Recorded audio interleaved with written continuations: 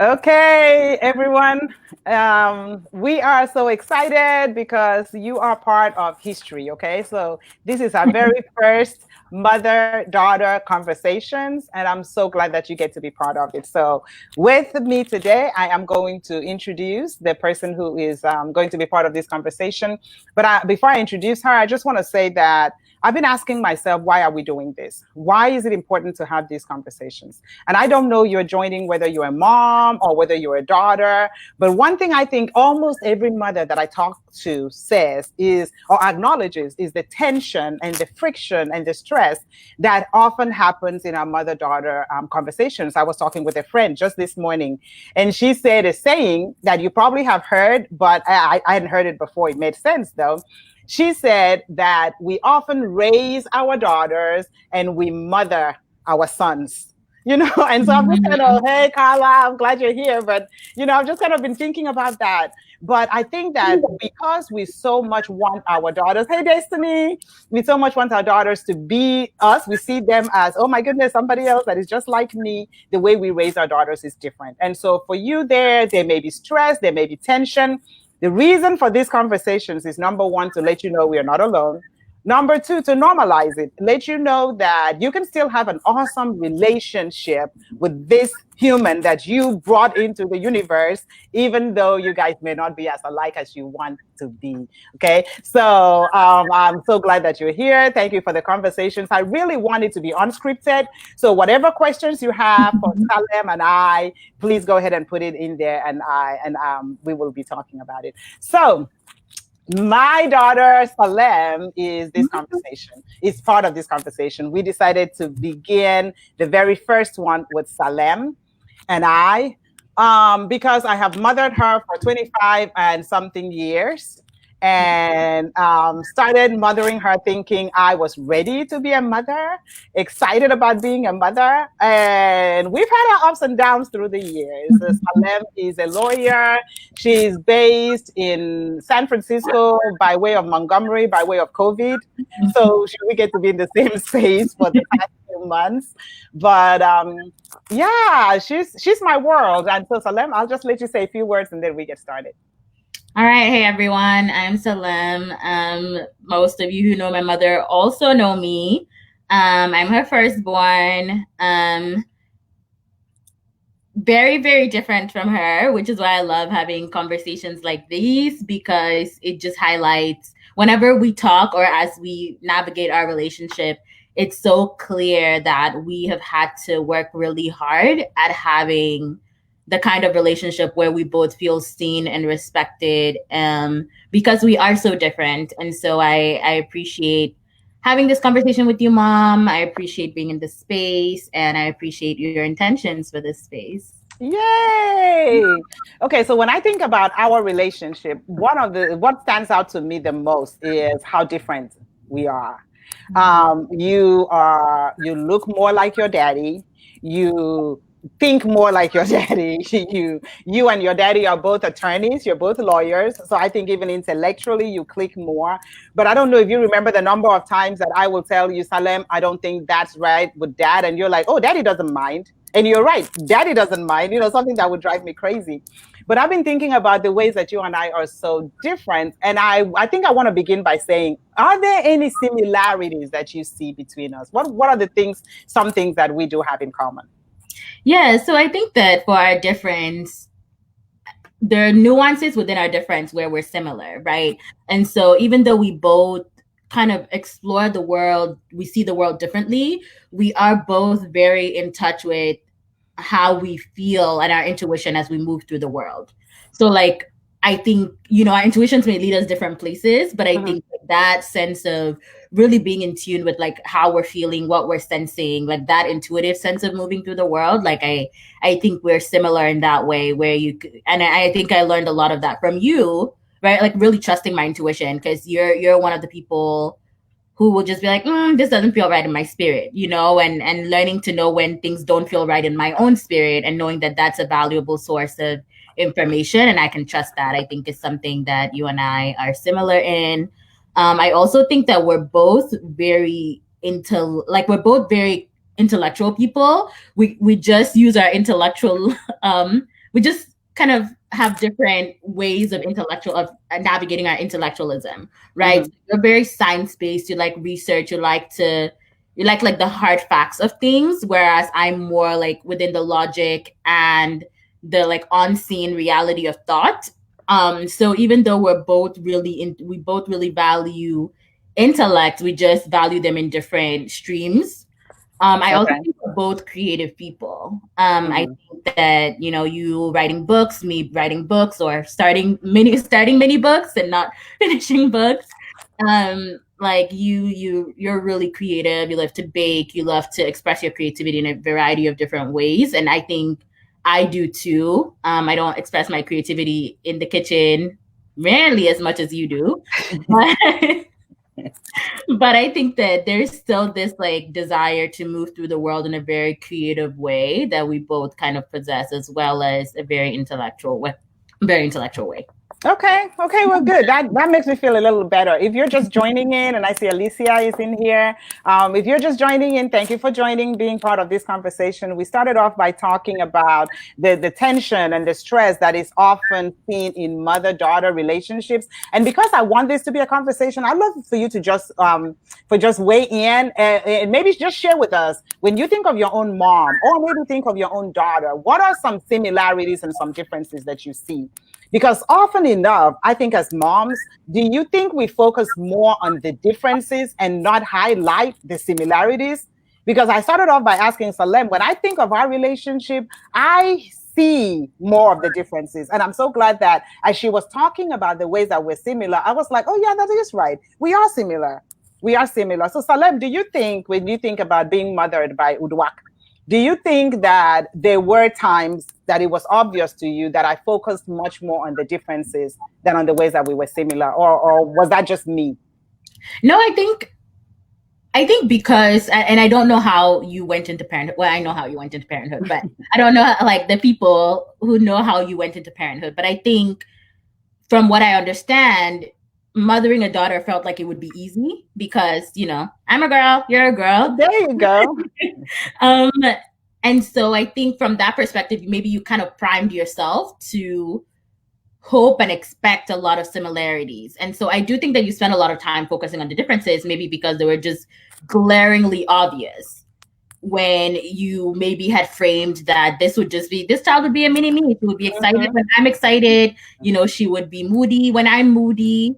She would be creative in the ways that I'm creative. She would want to be in the kitchen with me when I'm in the kitchen. Yes. Like she want to go walking with me when I want to go walking. All of the things that I am not and I don't do, right? And so I think just that framing and that expectation maybe set you up for some disappointment, I would even say, when I didn't come out like you. And so I think a lot of our relationship has been highlighting this difference between the two of us when there was an expectation of similarity. Mm-hmm. And so I love what some of you are putting on there about, Carla says, I felt like I was in the shadow and I didn't want my daughter to be in the shadow. And so, and I think going in, like you said, going in with an expectation of motherhood can be very different and make it a lot of difference. If you go in with an expectation, and that expectation is something you can control, I'm thinking about what Carla said. If it's an expectation you can control, I don't want my children to be in the shadow, then you can say, these are specific things I can do to make sure my daughters are not in the shadow. If there are expectations that you can't control, then what that tends to do is bring about tension and bring about a lot of stress. And because, like Salem said, and Carla had written on here, kitchen love limited, because one of the things that Salem said when she was talking about our similarities and our differences was the way I express my creativity. We're both creative people. So I, for all of the hell, Auntie Fun is on here. She says, loving this. So thank you, sis. That's my little sister, not very little, but my sister. Love you, so glad you're here. But, we are, all of them Pong girls, are mothers of daughters. So this is an amazing conversation to have. But let me not digress. One of the similarities that Salem and I had was that we're both creative. And so I want you to just picture maybe you and your mom or you and your daughters. You have this person then maybe that is a mini you. She comes in, you're thinking, okay, I can raise a girl. After all, I am a girl. And you probably had your own expectations. My daughter comes in, she's creative. I saw that from an early age. And it never dawned on me that her creativity is going to be in a different way. It's going to be expressed in a different way. I mean, she got her genes from me.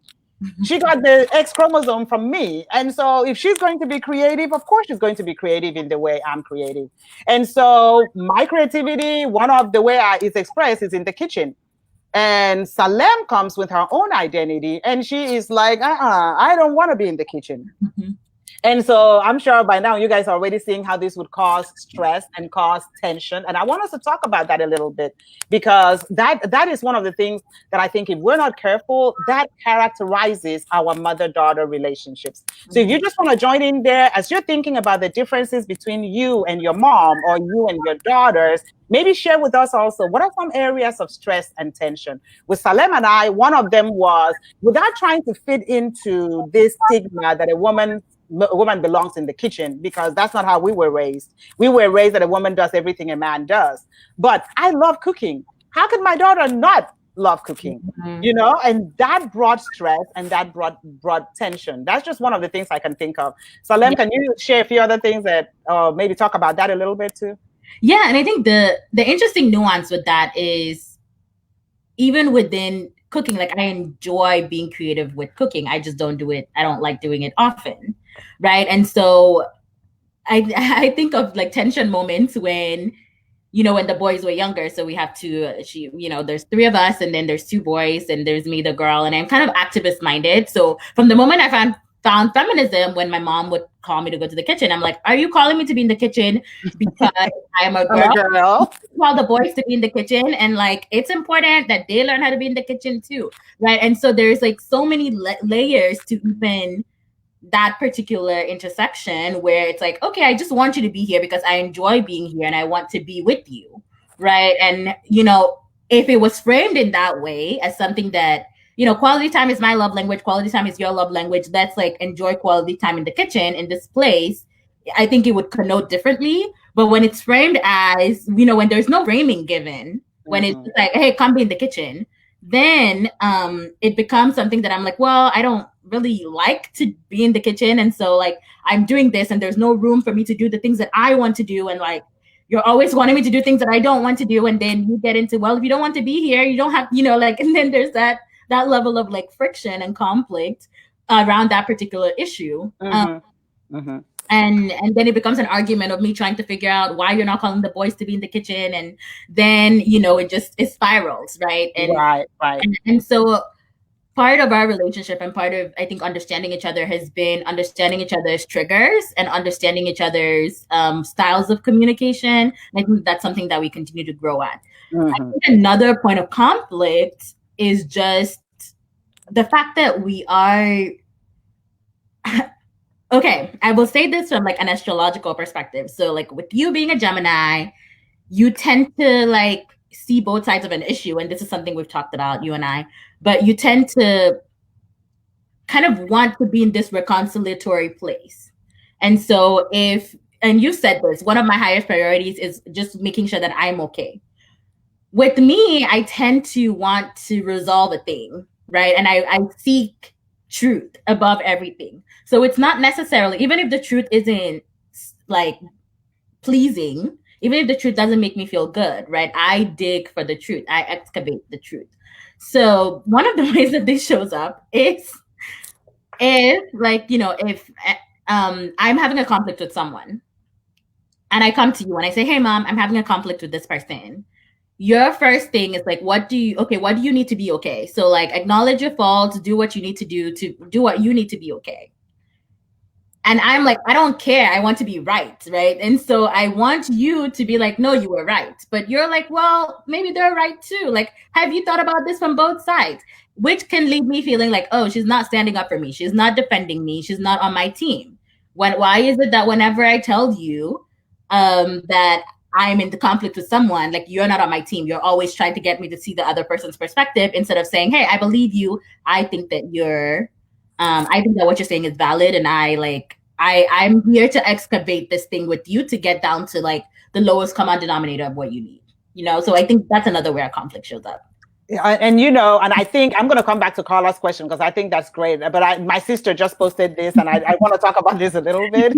Yeah, because even though this is really part of my personality to try to reconcile, I cannot believe that wasn't it this year you were 25 or maybe 24 when you called me and you said it finally dawned on me, and that was the first time that I ever heard that my trying to look at both sides of the situation and say, hey, baby, it's going to be okay. Don't even, and not really be on your side, but try to make you see all sides of it so that the other person, they didn't mean anything by it, Salem. Maybe just, it's okay. Don't even think that way. It's going to make you feel even worse. Just give them the benefit of the doubt. Mm-hmm. I didn't understand that to you meant I'm not on your side, Yeah. Mm-hmm. And so I think that what you said that may help, and I'd love people to weigh in too, is just keeping that communication open. And that leads me to what Carla asked, the whole idea of framing conversations, because when she's saying this was huge, if I'm not even framing, when I say, Salem, I need you to come down to the kitchen. And I'm not framing because this is my love language, I'm basically saying, hey, I need you down here. And if you're an African mom, or maybe not an African mom, my generation, when mama says, I need you to come down to the kitchen, we expect that you're going to come down to the kitchen. Mm-hmm. Okay? I mean, mama has spoken. But we're raising kids in a different generation and we've given them voice. We've given them the space to be able to communicate with us and to express how they're feeling. And so when you're sitting and I'm not framing it in a way that makes sense to you, mm-hmm. How do you... when did you get to a place where you felt as if you could frame what you needed in a way that you and I could talk about it in a way that didn't make you feel bad? That's a convoluted question. Does it make sense? Yeah, I think that a lot of it came with age and having language. So I think maybe around like 2021, when I was grown and could have language for things, was when I started saying, hey, like, why? Why do you want me to do this? And I think a lot of it is asking the question, why? Mm-hmm. And like, this makes me think of a conversation we had recently where like I said a thing and you said, why did you say it that way? Right. And and I was like, why wouldn't I say it that way? I'm gonna remember that. Yeah, I want to talk about that because that was funny. Yeah, I think a lot of our relationship is asking the question why. And so when she says, hey, I want you to come down to the kitchen, right? And I get to an age where I feel like it's safe enough for me to ask why. And I would say, hey, like, why is it important to you that I'm in the kitchen with you right now? And she's like, I just don't want to be in the kitchen alone and we can talk, right? That gives me an idea that it's not just like, hey, for me, it feels like a lack of consideration for the fact that I've had a long day. If I've had a long day and I'm trying to go rest and you're like, hey, come down to the kitchen. Because it's like, well, I've had a long day. And the fact that you've had a long day and you want to go to the kitchen is on you, but don't on me. That's raising the Y generation. Yes. Yes, that's what the auntie said. It's wonderful. And I think that in being able, in creating that space of safety where you know that you can ask why, because it's only through the question why that you gain understanding, because we are dissimilar. Mm-hmm. And a lot of people like really end up having children that are very dissimilar from them and daughters who are dissimilar from them and are growing up in a different context that is dissimilar from them. And so opening those lines of communications, making it safe for the other person, particularly, and you don't agree with this, but I think a lot about power plays and power dynamics, right? Like as long as you're the parent and I'm the child, there's always going to be this power dynamic where like you always have the final word. And so you have power over your child. And creating a container that's like, even though I am the parent here, even though I'm the one with authority, it's still safe for us to dialogue. This is a safe space for us to communicate. And I may not agree with you, but me not agreeing with you does not mean I will not respect where you're coming from. Right? That is where when a parent and a child can kind of create that dynamic in their relationship context, I think that's where things begin to shift. Mm-hmm. I love that. I'm going to stop for a minute and just say hi to those of you who are joining us. I see this Misia, Emily Castillo. Emily was a student of mine a long time ago. I'm glad that you could join. And so many others that are on here that I may not be able to see. But this is Conversations Between Mothers and Daughters. And I started off by saying my why for this. And I'm hoping this will be an ongoing thing because I think there's so much fallacy and I think there's so much tension between in these relationships. And like my sister said, we are raising the Y generation. And that stands out to me because we're raising a generation that's very different from the way we were raised. And I'm talking to the mothers in the house. And if we're not intentional, what we tend to do is we raise our kids the same way we were raised. It's a completely different generation. And if we don't learn to pivot, if we don't learn to shift a little bit, and understand, like Salem is saying, asking the questions why. I came into parenting thinking you're not going to ask me why. And you guys remember there was a time when the answer to why was because I said so. Mm-hmm. Okay, why? Because I said so. For us, we salt and we what is it we used to say in Nigeria? We would get angry, we'd bone our face, but we would do it anyway. With our kids, because I say so doesn't work. And I know y'all can all agree with that. It doesn't. So being able to sit with the why that my daughter is asking me and try to explain to her my why, answer her questions, it's calling me out of a place that I feel safe. But it's not about just me. It's about a relationship between her and I. Yeah. And so one of the things that Carla said I want to talk about was creating a safe space. Salem said that she was about 2021. She said it was 2021 when she felt safe enough to say why, to frame the conversation or to ask me to frame it for her in a way that makes sense.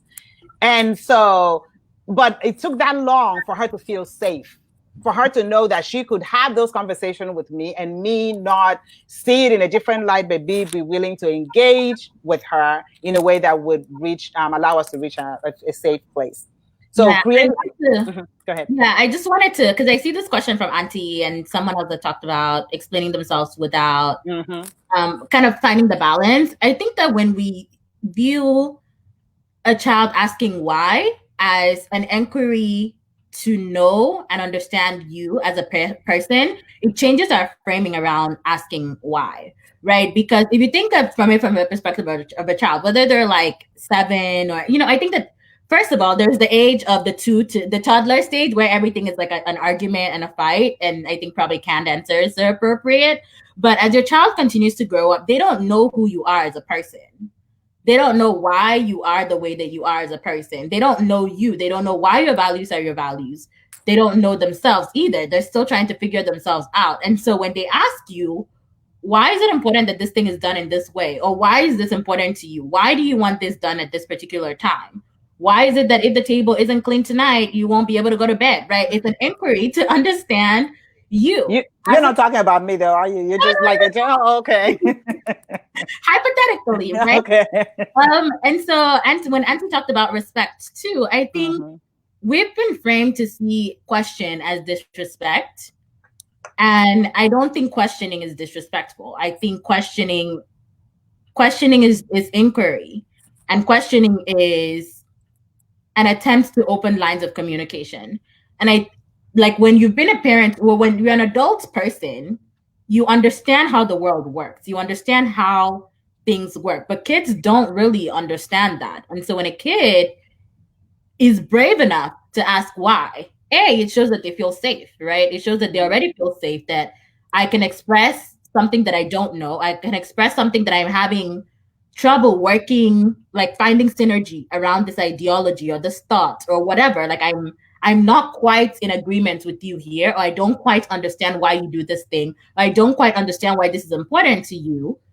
And I feel safe enough to ask you why, right? And as kids go into like teenage years and like young adults, that is why, like that is the reason why people ask why. It's not from a place of disrespect. I think we've been taught is disrespect. And I think sometimes the method of asking why, like the tone can be disrespectful, but the question in itself is not always disrespectful. I think, and this is what I've learned from you and even Dad too, sometimes adults see the question why as like threatening status quo.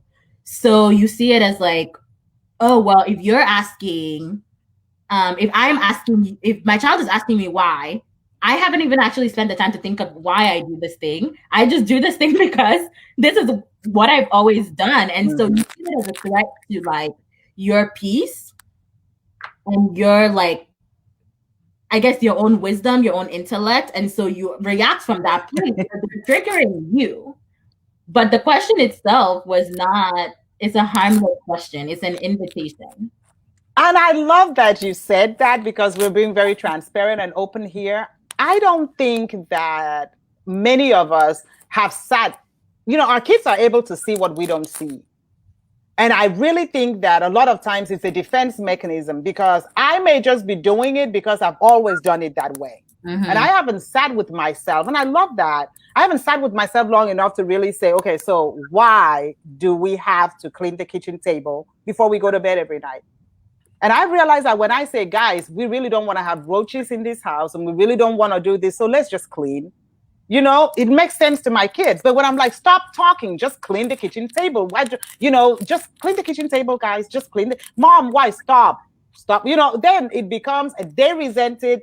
I'm upset because I haven't stopped long enough to even know the answer for myself to be able to answer it to my children. So I think my big takeaway right now, and I think one of the things that I'm going to talk about next is just how much I learned from Salem on a regular basis. But learning today is questioning. So we African moms, I think this is a big shift for us because we didn't question growing up. And we're thinking we're going to give birth to kids thinking they're going to be the same kind of kids that were born when we were born, and they're going to do it because they see how much wisdom we have, especially those of us African moms who are respected by others and seen as authority by others. And then you come home to this, okay, I was going to say snotty-nosed kid, but I'm not. You come home to these kids that you gave life to, and they are asking you why, when the rest of the world just takes your word. They don't ask. But realizing that we're raising them, realizing, like Salem said, questioning is not being disrespectful.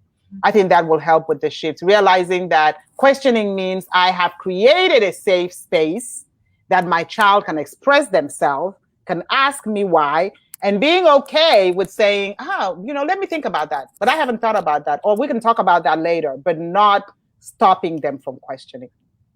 So I think that that's very helpful. I see a few things here. I'm going to give a shout out to Robert Grantham. Thank you for joining us. And Carla asked a question about, she was saying what you said.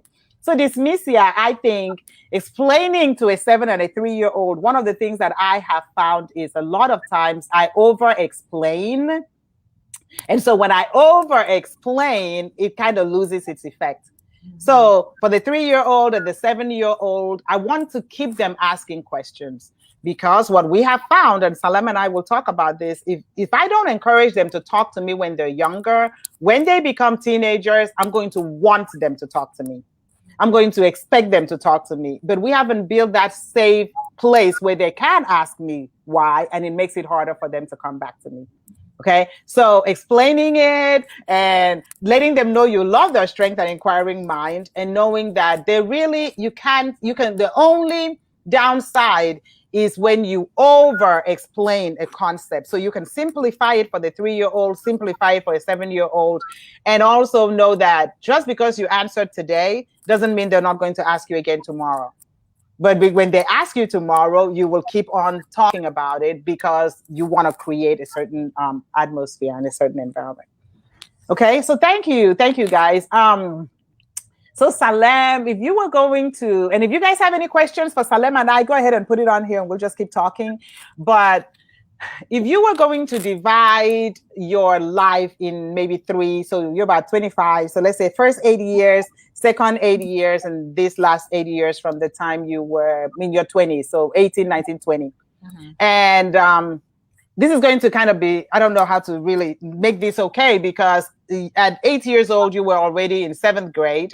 At 16, you were already in a senior in college, So it's going to be very different for a normal, for a regular, maybe 16-year-olds.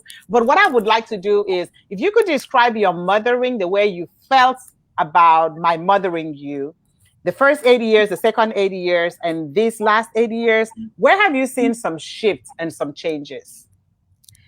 How So has it been different? yeah, I think that probably this last 8 years have been the most fun for me. Because I think I don't particularly feel safe unless there's like lots of communication and context. So for my own personal like well-being, I think I feel safer with you as an adult than I did as a child, which is weird. But I think for me to feel safe in any like newness just doesn't feel safe to me. And so the past 8 years, because I really have gotten to know who you are as a person and like know that you have my back and communicate with you when I feel like, oh, like you don't have my back right now, or I don't understand why you're doing this right now, or whatever. Like, because those communication lines have been open, like this past 8 years have been the most fun.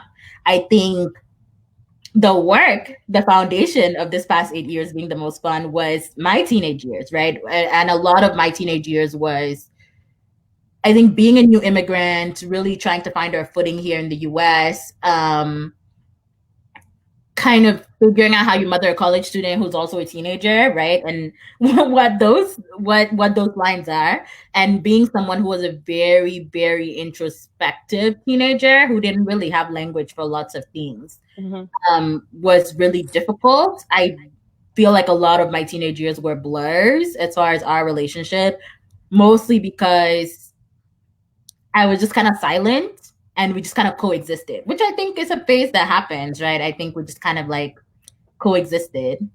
And I don't feel like I questioned a lot, and you could maybe have experienced this differently. But in my head, it was just like, there were mostly the silent years where you didn't really know what was going on with me. I didn't really share what was going on with me until you read my journals, which was highly disrespectful.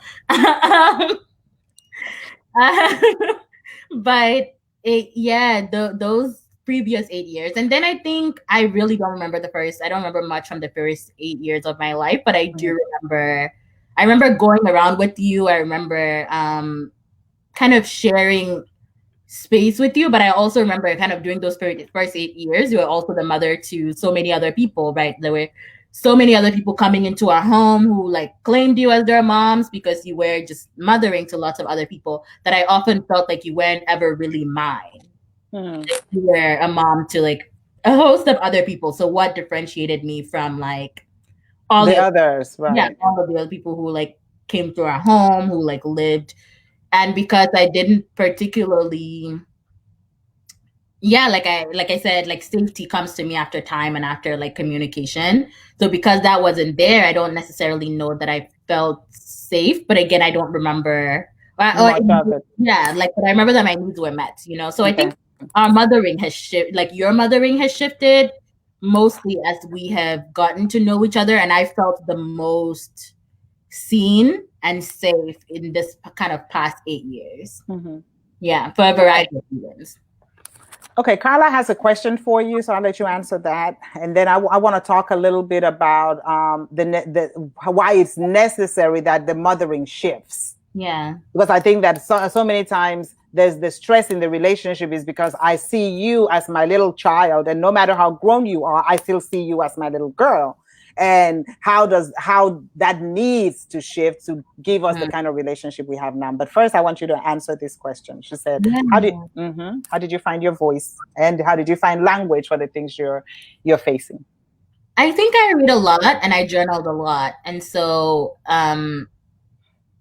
like mapping my feelings, really seeing what's going on. I may not have language for this, but I'm feeling this way. I am feeling weird about this thing.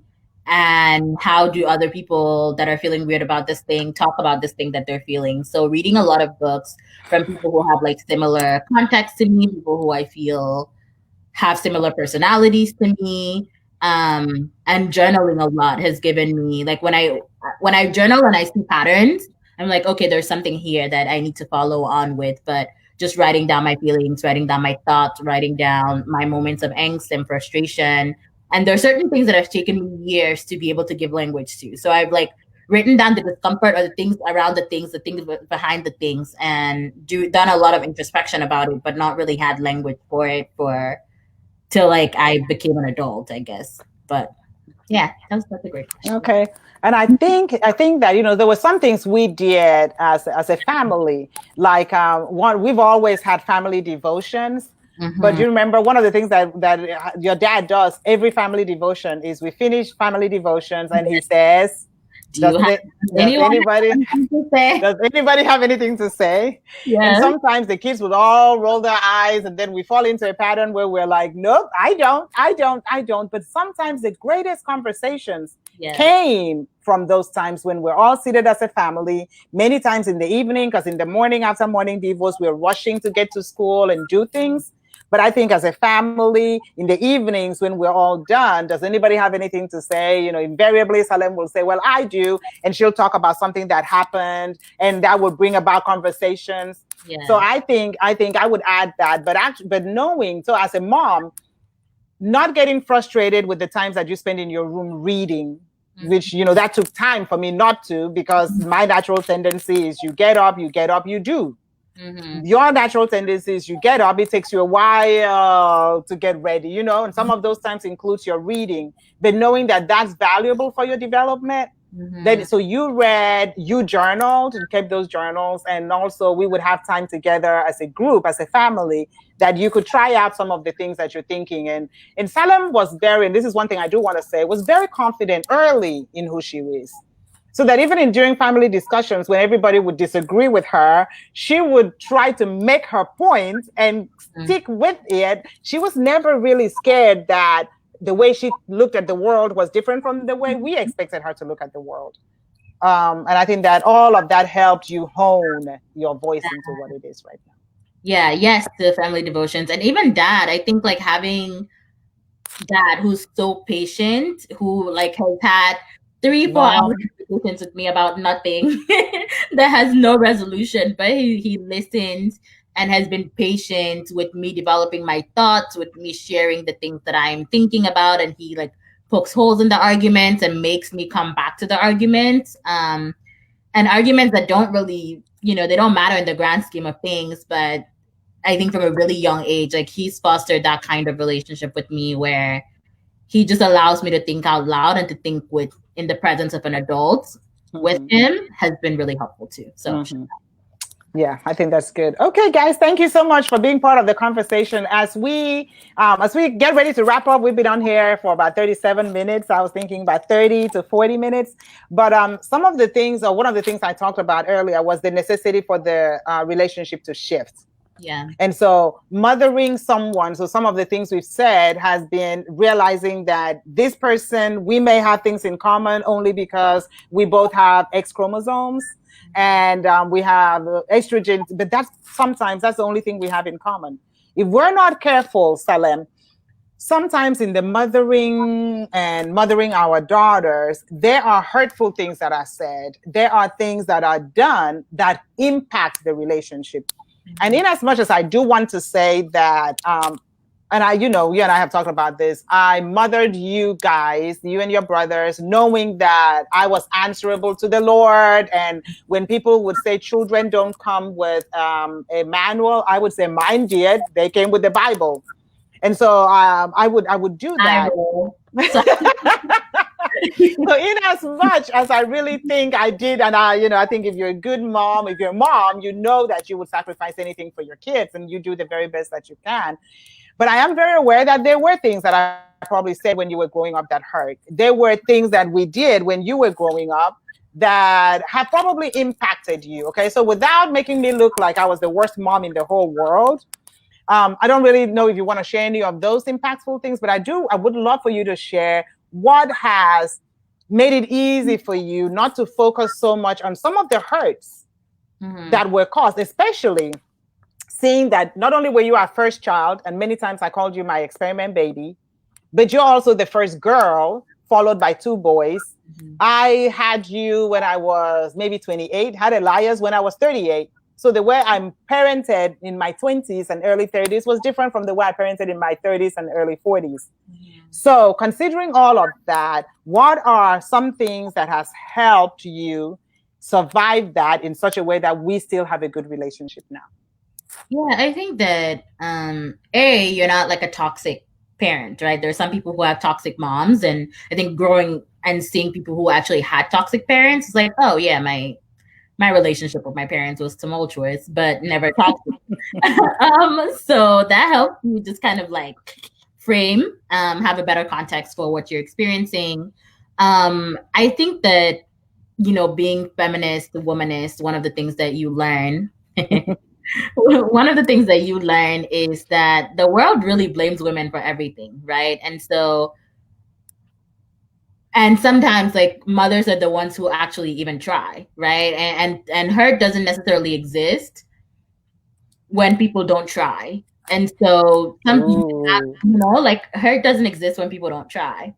Um, and so like being hurt is a sign that somebody is actually caring and investing, not being toxic. But sometimes the people who love you the most will hurt you as they're trying to engage with you from their own sense of who they are and from your own sense of who you are. And so having those two framings helped.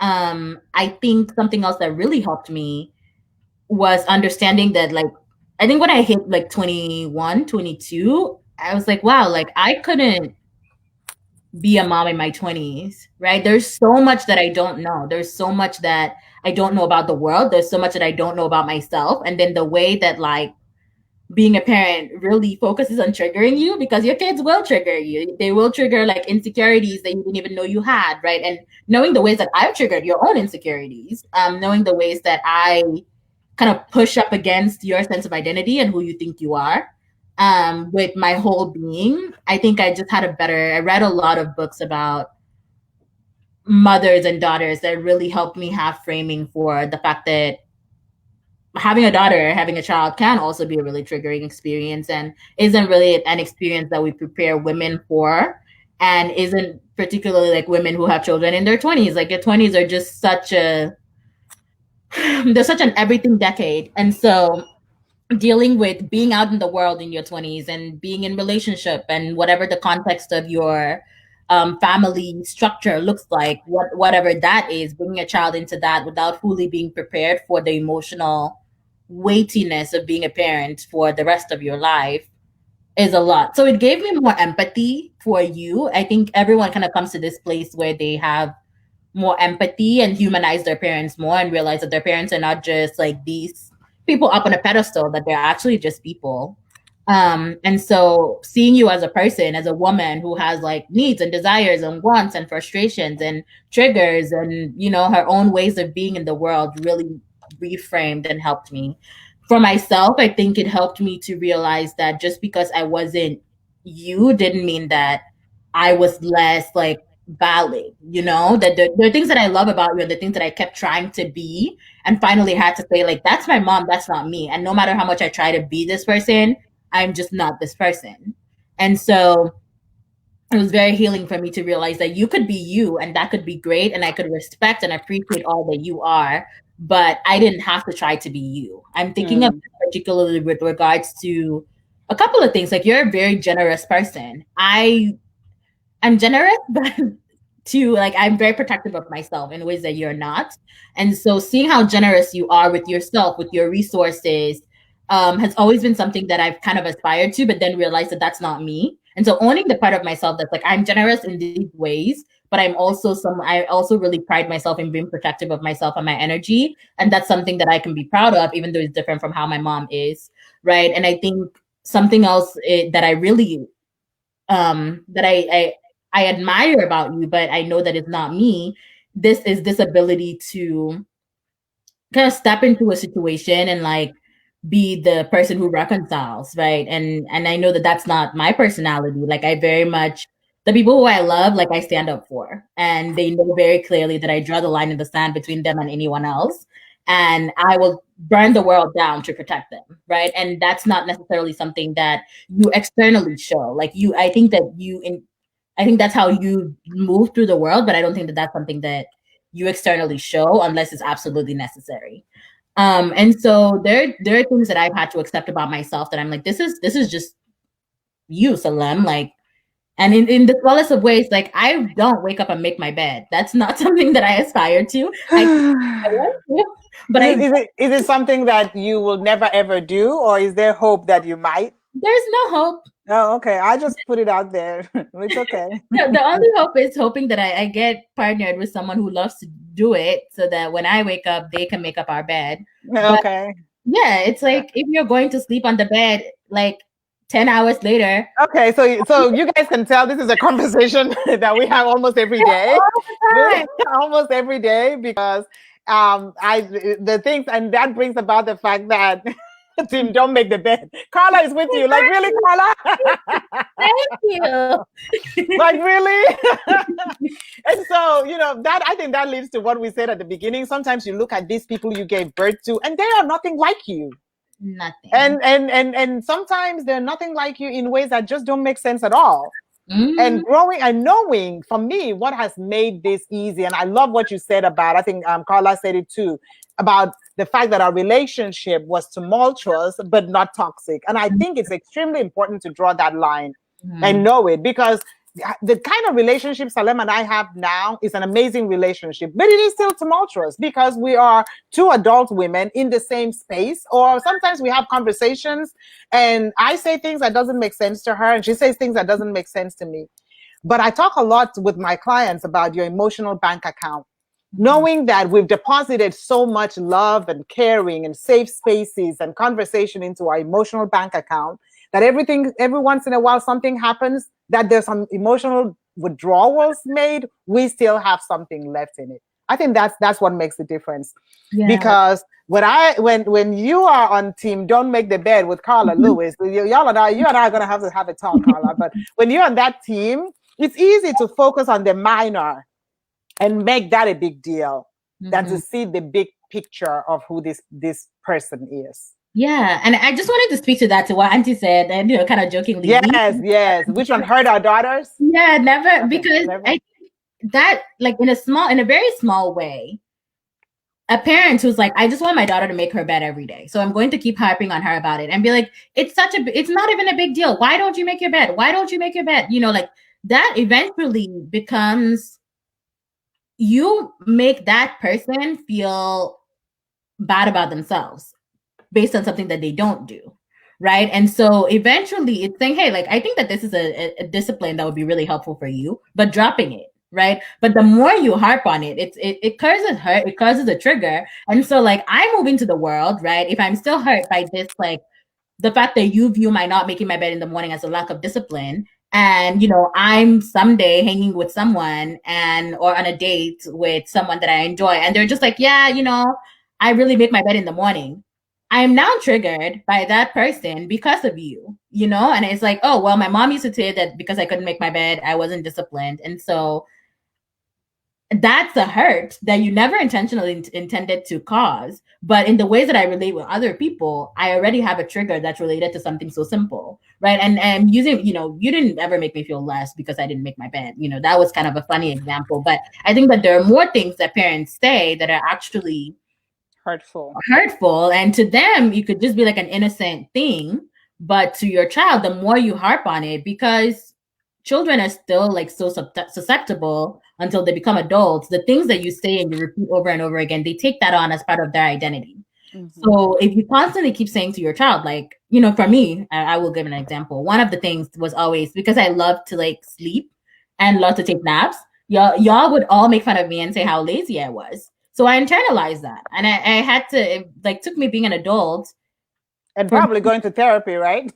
For therapy, you're not lazy at all. And but I took that as my identity, as like, well, my family always says I'm lazy, so I must be, right? And so, yeah, there are just things that are said or things that are done that makes somebody feel different or inferior because they're different, that could really hurt. And I think being aware of how we move, of how we joke, of how we relate to people who are different from us, just because that may not be a big deal to us doesn't mean it's not a big deal to them. Keeping those lines of communication open, so when your daughter says, hey, this hurt my feelings when you said it, or like, I actually don't like it when you do this, not immediately rushing to, hey, Courtney, not immediately rushing to like being reactive, but just stopping and saying, hey, I'm sorry. Or acknowledging that you may have caused harm.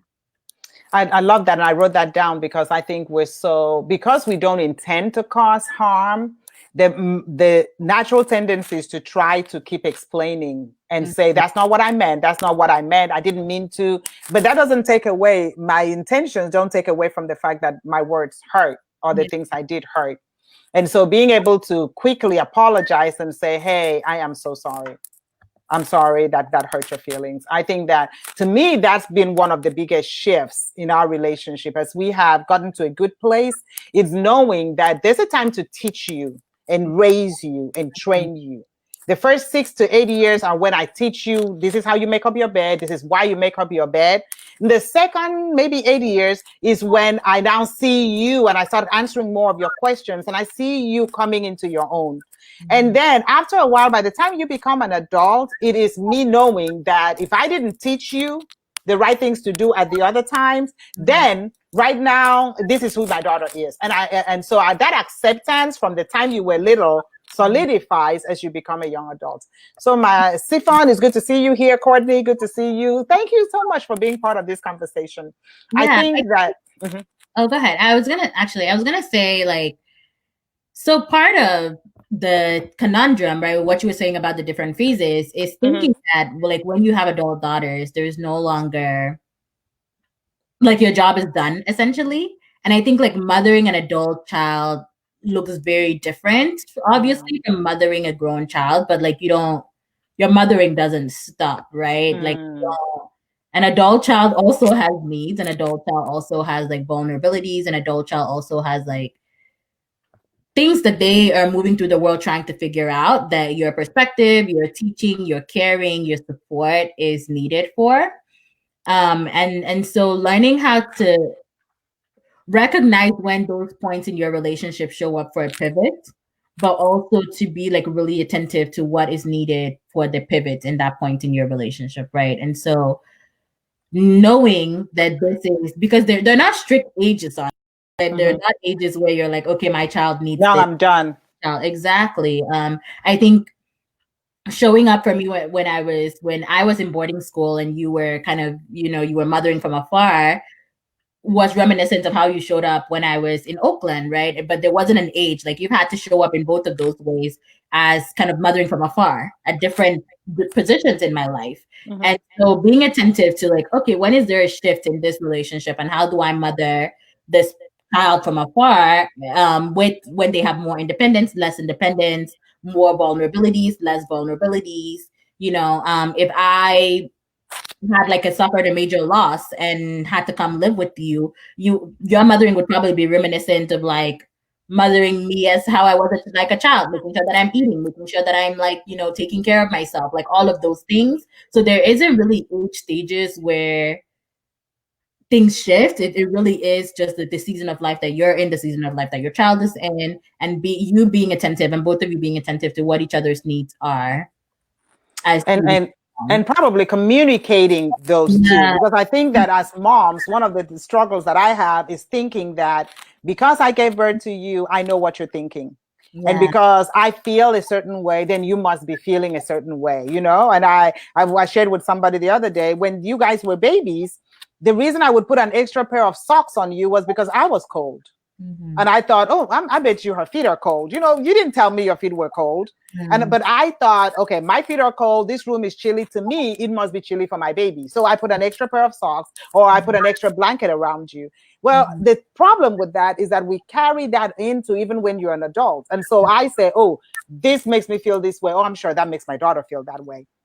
And knowing that now, as an adult, as a younger person, as someone who's finding her voice, finding her language, I can easily, and that's the example you were thinking of the other day.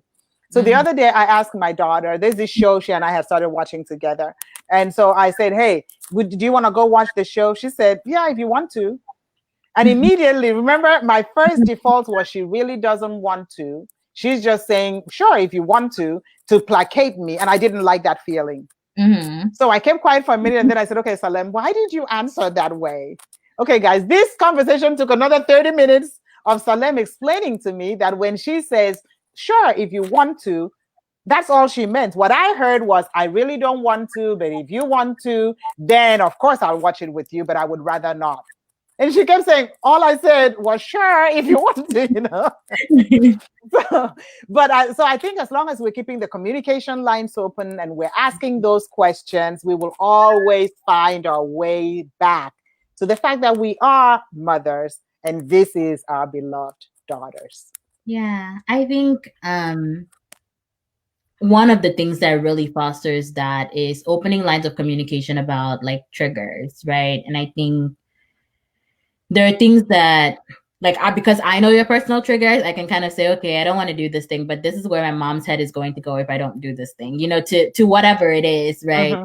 So, and you can know, okay, like because Salem has shared this trigger, if this thing happens societally, like not looking at it from this is how I would respond to it, but because Mm-hmm. you know that I'm like really susceptible or like really sensitive about things that go on in the world, right? If you hear that something is going on in the world around a particular issue, it may not affect you, but you Mm-hmm. know, oh, my daughter is going to be like, she's going to feel heavy about this thing. So like, here's how I can support. And so Right. in opening those lines of communication and saying, hey, like these are the things that really like trigger me. These are the things that evoke a certain emotional response. It opens your child up to sharing, hey, these are the things that also evoke this emotional response in me. And these are the things that I need when I'm in this space. So it's not based on what you would need or what I would need, Mm-hmm. based on a true understanding of who you are as a person, distinct and apart from me, and who I am as a person, distinct and apart from you. I love that. And I agree with you, Chanel. Overthinking. And a lot of times when we overthink, we stay in our heads. And overthinking and being able to communicate from a safe space, which is where we started all of this conversation. Being intentional about creating a safe space, being intentional about having those conversations, being intentional about forgiving each other. And that's how I kind of want to end. So Salem, maybe I'll let you talk first, okay? Because we've got a few minutes left, but I'll let you talk first about those relationships that have been tumultuous.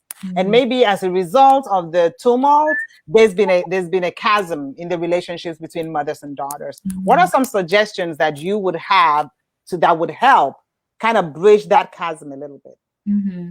So speak to the adults, maybe to the adult daughter. I think that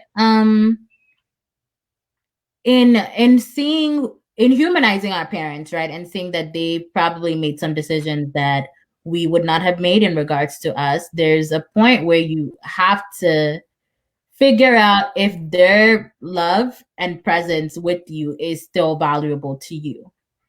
And what boundaries do you want to have to still engage in those relationships and be okay? So some of it for some people could look like, well, I don't talk to my mom about any major decision because she's always going to put me down, right? That's not at all our relationship. In fact, I come to you about major decisions because you are kind of light my fire. But I think setting those boundaries within the context of your own relationship and knowing like this is how I can coexist peacefully with my parent in a way that allows me to be well, knowing that sometimes the boundaries you set will give you the space to be okay and then you can re-engage in a different way, but assessing at every point in your relationship what you need to be okay and then how you want to communicate that this is what you need to be okay. Mm-hmm. It's a huge step forward, and really like naming when people don't honor your boundaries. So if you set those boundaries and say, hey, I can only, or like, I didn't come to you about this because I knew that you would react in this way based on how you've always reacted. And that was not the reaction that I needed. And then you get the reassurance of, oh, I didn't even recognize that I do react in this way. So I want you to give me another chance to like try this again. Right. That's an invitation and a commitment to do better.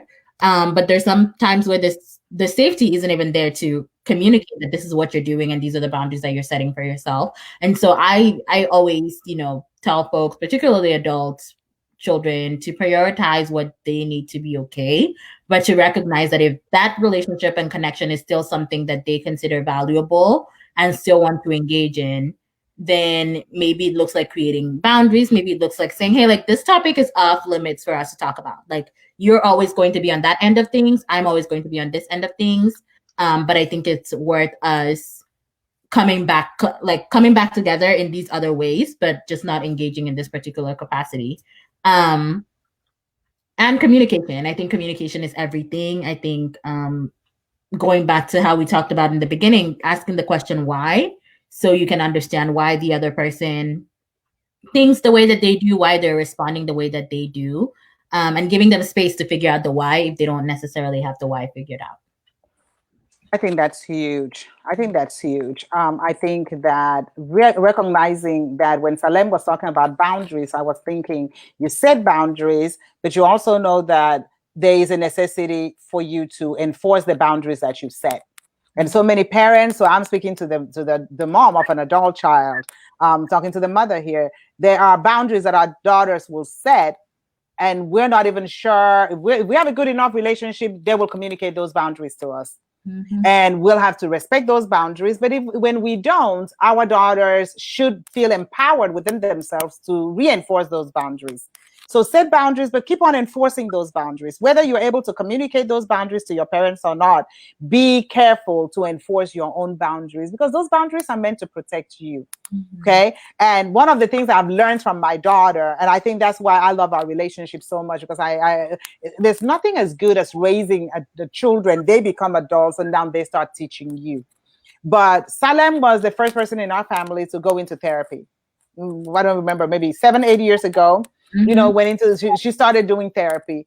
We never knew then that I would end up being a therapist, but she did the work to be who she is, to be okay.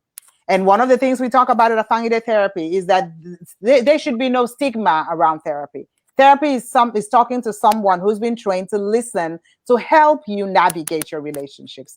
And so if there is a strain, if there is tension, I talk to so many clients who regret the fact that they will never have the opportunity to have the kind of relationship with their moms because their moms have passed on. So as long as your mom is on this side of heaven, there is still time for you to recognize that she will always be your mother. She made mistakes, she failed, she did a lot of things that you wish she had done differently, but she will always be your mother. And you will always be her daughter. That relationship doesn't need to look the same as it did when you were a little girl, because now you may be an adult, but now you take responsibility for the kind of relationship that you want to have. So glad we had these conversations. I think Chanel weighed in and said, I had to learn that boundaries are not negative. They're not. Boundaries are set to protect you. I have enjoyed this so much. I can't believe it's been an hour and we have been talking about mothers and daughters. This is what I would love to do. You have your own mother story, or you have your own daughter story. You have your own stories.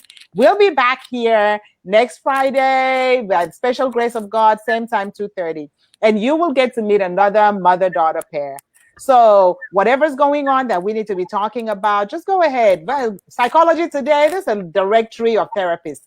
Therapiesforblackgirls.com, therapiesforblackmen.com. Visit those websites. The therapists listed there have been verified. Let someone walk alongside you, not just with your mother-daughter relationship, but with everything else that you're going through.